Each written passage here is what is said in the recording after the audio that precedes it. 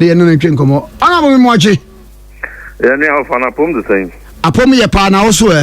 Boko. Now, Honorable Maba, Yabapa Cassie Yaba Penny Vice President, Professor Jenano Pukwajuman. Na ne wodo do ne kakra ma kwayare hwe wa abruchiri na anu nyame adom ma me ababetu fe wo bedu ya yenwini na pomuden kura se nyame amane da sukuta ne nkwa no we ma we so a he we ne yese elupre ofa ye na ye 20,000 per hour ne de ba ye ebinim busa se sabi o ye Vice President of the Republic of Ghana ye nim condition wo mu a ye ma ne fa a private jet no de ebaye na se ye mayem Vice President that priority no from so be ne wo mu a bi no kora call say minister no ye honorable okujeto Ablakwa wono kora kane na wo ye opposition o kan se bibi se asia o de nadwa beto wan krofo ka say ne de aduro ni wo fa nadwa nto enkomo ye to sen yo fa wo de metiawo mo ate ma telefone nyina achen penifo through mrantie mabawa eche nyina Ghana na ya safa na nyina metia obibia the sanso etia nyina ye maame ba penny no futoteta do don mano the Vice President of the Republic, Her Excellency Professor Jenana Opokwajima the danyankopon ase de ma nenkwa se brow bonefo pejani nsa na yankopon kan sameto fom na wamano ayarehwe wode nenkwa ateno amana pomodene a emprempren wadwena home awi na wasan aba asundwiem ebetoa adwumadi so no eye aseda sonko ene nyina omamunu nyina no yede ma yankopon na ya sese ya ka bia to ompejane nsa woni ono ene ye ayaresafo doctor na o mano apomodene bia ohia mfie na ya wonanim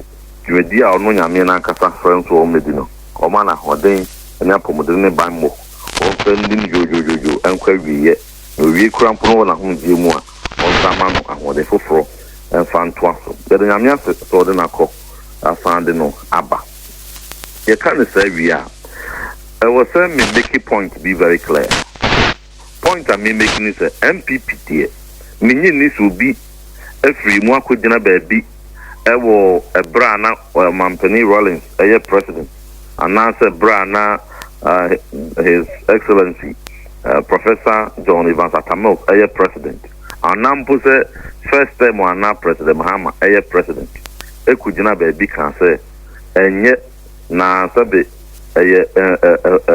endimu na efomomra president and vice president ebe kan kofa private jet MPP ni bi ankansa why are they into MPP ni bi ankansa and fan criticize NDC president here because the MPP for no ye nimpe say presidential jet o mine wono ba ko pe ena se ba ko nso a ka kura na use a ebrebe so ma dia ko service ebrebe so ema bread rubber ka kura na sabia fault to me ba ho at any time ebi kura bia na filter bi na akwa akosesa ezudi do shop ho na I see the be chance and we dey mean dia be 3D near who another electronic issue bi o won say nyambo tre solve etina so ko pe ka foforo akwantu bi na wani mu a ezo ko high ka foforo na deko na jai o ka na obi say ye mono na ka akwa ko tisi we just see wa akopem say Peter phone we hu adwuma and you know we understand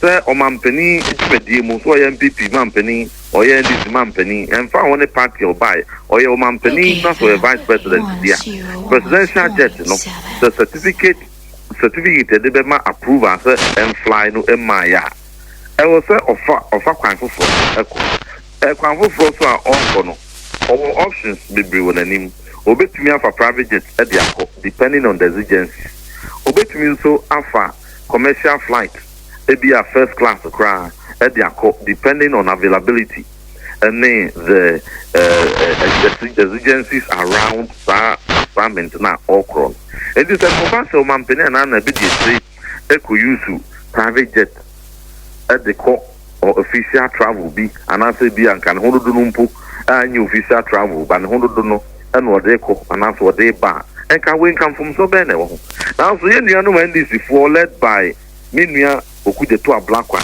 Eti remove money for year, a chiwadia, Cassia, Ukrumha, a queer, Ambudini, Cassia, Etigu, President Kufadu, and Mase, Emma Ghana for Benya, so the Okai Cassia, the man before, at the Ma, President Kufadu, our parliament, our media, so our baby, so Munti Bita say, Adenti, and Oman Penny, for private jet, there to crying. I think they didn't see that. And so that was the first time. Professor Atamels, there were times that who used private jet. President Mahama, the first time, there were times that he had to use private jet, but nobody talked about it. Nobody criticized him.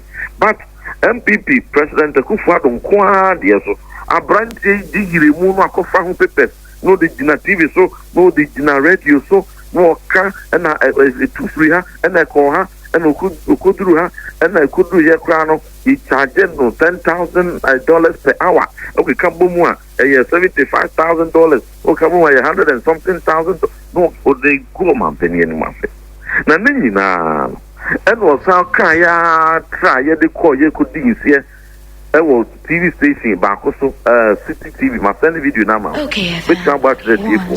And was how call Adam 2022 or call Adam FM so quiet interview. I think na video daho. Kaya the say NDC are buying back at any time. Not the president and our vice. They could use to private jet. The brave be a cranny be a resign. The brave be a cranny be a resign. And found any whatever circumstances are a bit necessary to say president and as a vice. They use to private jet or no dear. The not buying back. Not the presidential jet, it be a problem be on cost service here. Now the same man penny and an abed to Kwanya. When you sue commercial flight. Now when you sue commercial flight, no could use private jet or be resign. And they honorable could you Ablakwa and a minister for foreign affairs. Well, minister for foreign affairs so a president and a vice president. I can't you won some so dear. Sabia, Nina, as I won't. When I said San man to Tina, it's in your time as foreign affairs minister. Oh, what to me, as you had to say, yeah, mammy, Emfa private jet, every landing, Emra, Bombardier jet, $20,000 per hour. 6.5 hours fly by, you know, what's the thing? That's over $120,000 a year. Yeah, the taxpayers' money, yet, now, now. Ntim Forjour me view moon Kenyan from Swan. Oh, what about the busa as some year be attained a crucify as said in Seattle to say, oh no, BB says see a one penswa, you will resign. And the Ghana for bisa Okuta Ablakwa and say, oh Yante ye say, ye man penny a bed tree or the private jet and a buyer now so what here, you see, not some more can ye, vow or man or yet the two. Or your journalist make crowd prompting to say, Mimia, you are talking on record. I said, yes, I know. I said, we are sure so bit. I will resign. I am talking as a principal, or as a man of principle. I'm making the assume for Manonfa. Ghana for Bisana say, Ni testimony or two, you know, or then I know about the fact. And now say he will demonstrate as a man of principle, as a man of integrity, as a man of his words.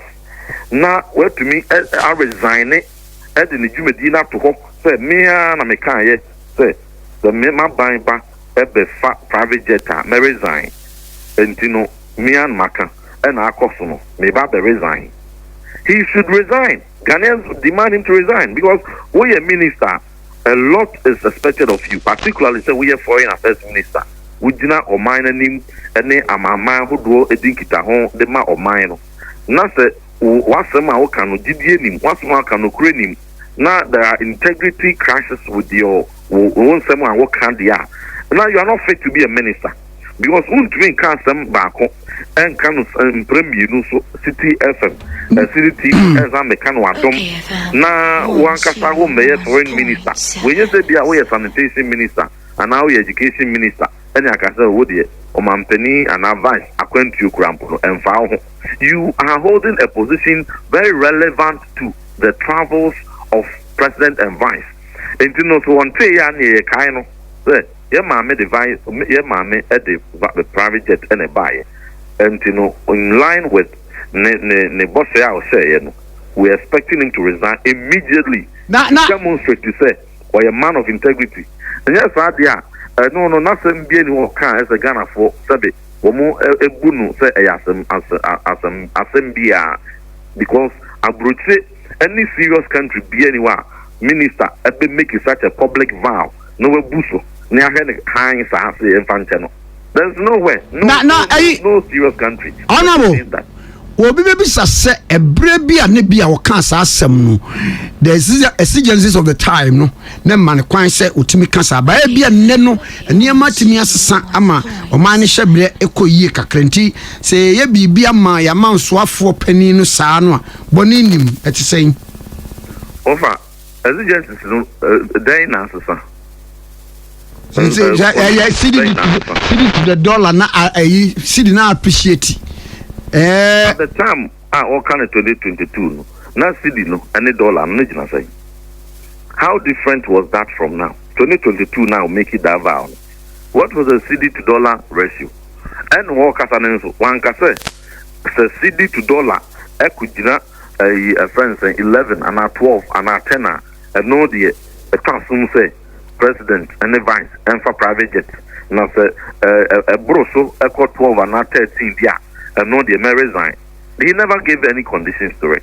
He says, and the principle, and says, who here, a burden on taxpayers' pockets, is a burden on the Ghanaian taxpayer. Say, you walk presidential jet, na omampeni, and an abedi actually, the park in Wesiho, no aquafro, Sabre aquafro private jet, Sabre no, then when him pay as a ranking member of foreign affairs, no, when him pay say, flight, no. A brief bill as a France back to France, the Biomoye a shino, a shino. A breda one after certain hours beyond as a co na equoye maintenance, equoye routine maintenance. Now, a major breakdown be grabber affects it, na Sunday number. As he knew, said, a plane, equoye the service in Crown Puba. Na woman mu ha parked on a tarmac krana answer na plane no ebitu no he needs to obtain that certificate and the man clearance say it is in good health and onto he knew all this minia I am man yourself no yetumi at the year nyoma mane traso e me bi kura ankoye nkwalasam sabe because so be a two kind onye mampani kura na onye vice president impa the ordinary citizen kuraba betu kwanya it is one of the most dangerous transportation means. If you must say one of the most dangerous, Yankopon will be a bit too a quafa remove be a yame and a bit crana copium so the basic. And Tino say or no man penny and as one year vice in book. Now the neighbor befro you must say beer. Not say one check ye. Na bibiki tuwa bimpo say more and then put one talk and what's none would do quine. Na say bibiki tuwa bi crowd or one NCA. They have to ground it and prevent the person from flying it. We are talking about the safety of president. We are talking about the safety of vice president. NDC for the BPI politics. And in this one, let me be fair, not to generalize every NDC person, because but they were not bold to come out to say, sir, in principle, Minia, we disagree with you. And then na the who populist too much. Na the who can watch my review and this bit me at the winning power.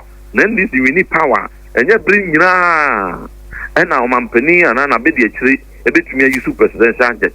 Then you bring and no Mampany Nina Bedi actually bit me use commercial flight. Ntino the who can you're careful. Nobody advised him and we quick a document jumping from one station to the other. And what they bastardize it as a kufado or file urgent question or parliament. Na minister say ba no mu ya no mu dio man peni ho fell no mu ye the cartoons who dware wo wiem and ye uko Emirates offer business class and even first class in Emirates cra. You can shower in the plane. There are many flights around the world that you don't have to be a politician. We are citizen. Now you can afford business class or first class. Would we And so they made it to look say an abomination. Meanwhile, Omampeni Kujare will play there. Okay, But they drew all kinds of cartoons. Eddie Gunanimafe.